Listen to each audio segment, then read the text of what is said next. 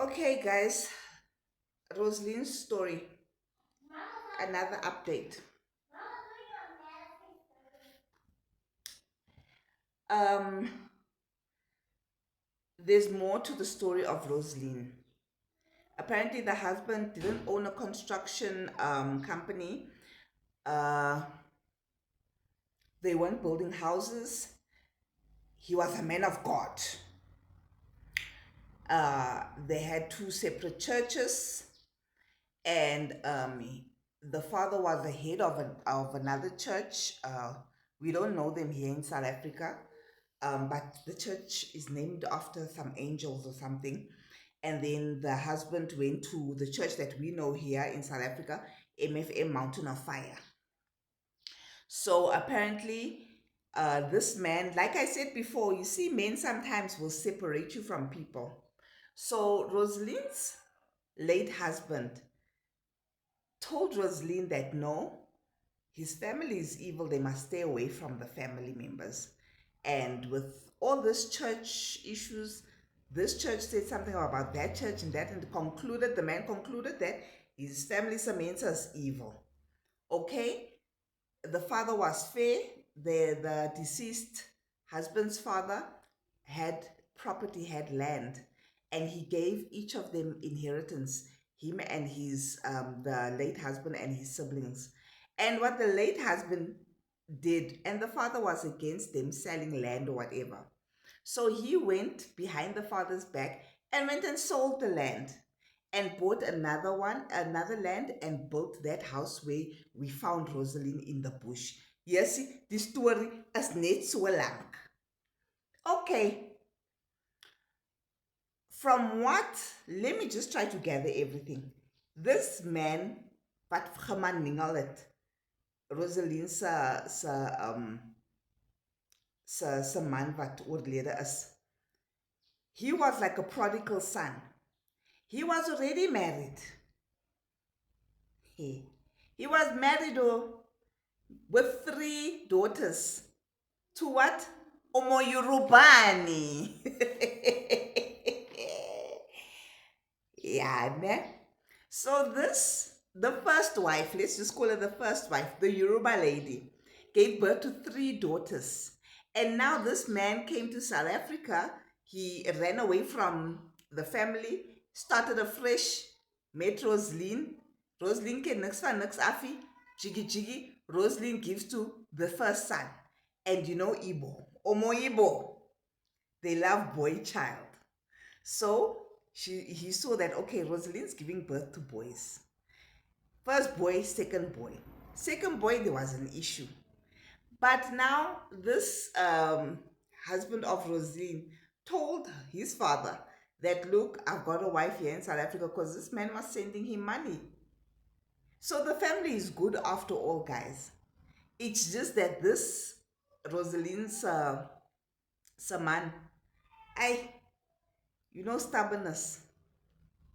Kakaraka. All that stubbornness has led him to where he is right now. And now Rosalind is all up in that matter. A man, especially somebody outside of the religion of Islam, especially, might not say that, look here, I've got a wife already, can you be my second wife? You understand? In certain traditions and cultures, it's easier. But now, this is Christian people. For him to now meet Rosalind in a church and now say he's got a wife back home and can I make you my second wife, all that stuff. I don't think they had such a conversation. Otherwise, if Rosalind had known, she would have at least said to herself, okay, you know what? This is not what I want for myself. But most men, they'll keep quiet about such situations. Guys, for me, there's nothing wrong with polygamy as long as everybody understands themselves. It's when they're not understanding themselves, that's when the issue is there. But anyway, From what I'm seeing, this is just a mess. Rosaline, may massacred. Kom huis toe. That house in the bush, let it go, girl. Let it go.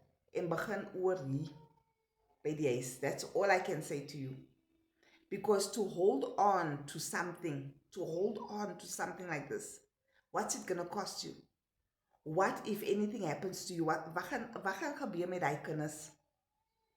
Huh? Daai man van jou het klaar kinders. Now imagine how your children will be like, you know? They'll be like, gaat swaar wees, man. Do those children did they even get immunized? You know? Maybe they're immune now to certain things, but yesterday, gala, come huis toe, man. Because at the end of the day, you're gonna get out of there. Somebody is going to help you. Help will come, because when God says enough is enough, that's how things like this happen. Your name is all over the world. Somebody can come from America and say, here's the tickets. But the thing is, it's up to you. You can't hold on to what has been. There are many incomplete projects in Nigeria. Many of them. Stakaniza, there are many of them. And there are people that never come back to those houses. After your story, do you think somebody's going to want to come and buy that house and live in it?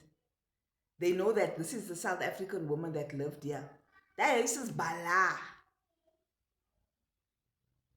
Kom huis toe, gala. Kry vir jou 'n RDP hierso. En bly met jou familiemense hier in die omtes. Because there's no place like home. There's no place like home. Kom net huis toe asseblief. Don't be stubborn. Look where stubbornness got your husband. Asseblief, meisie. Dis al wat ek vir jou kan sê. Kom huis toe asseblief. That is my message to Rosaline. Don't do the same thing that your husband did to his family people. Look where he ended up. At least his children still have their mother. Kom huis toe, kind, asseblief. Bring ons kinders saam.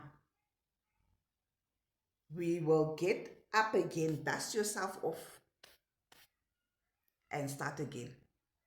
Okay? Then you start again in your own home, your own motherland. Huh? Asseblief, meisie.